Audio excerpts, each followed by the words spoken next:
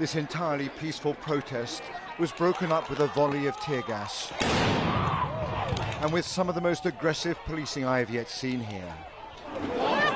The reason for such action was not immediately apparent, for the curfew was still an hour away. Anyone on the road was beaten back. And we watched as the streets around the White House were cleared. And then we understood why this had happened. The president wanted to be seen visiting this local church at the epicenter of the unrest. Don't you shoot that! Tell him don't shoot it! So the rally was dispersed by troops and police. Where's he going? And Donald Trump walked out of the White House. And in the single most bizarre appearance of his presidency, he stood outside the church holding a Bible. The boarded-up windows behind him, sirens audible as the unrest continued around the corner. Stay Bible. What are your thoughts right now, Mr. White House. Hundreds of troops have now been deployed on Washington streets. Indeed, they were filmed entering the White House compound. Trump is now reframing his presidency in a way that will outrage many. I am your president of law and order. These are not acts of peaceful protest. These are acts of domestic terror.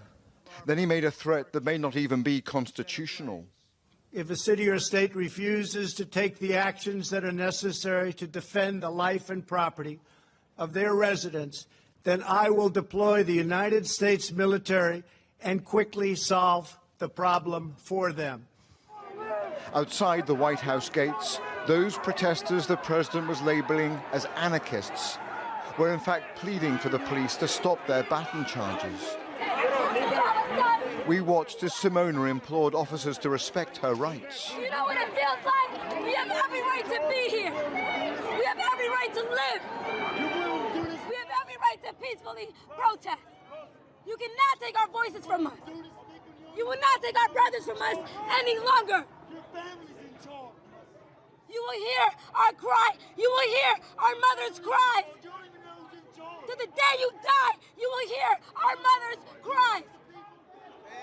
Okay, we're being moved on here, and to be honest, escalation was almost inevitable with this militarized style of policing. This is not about building a bridge to the African-American community.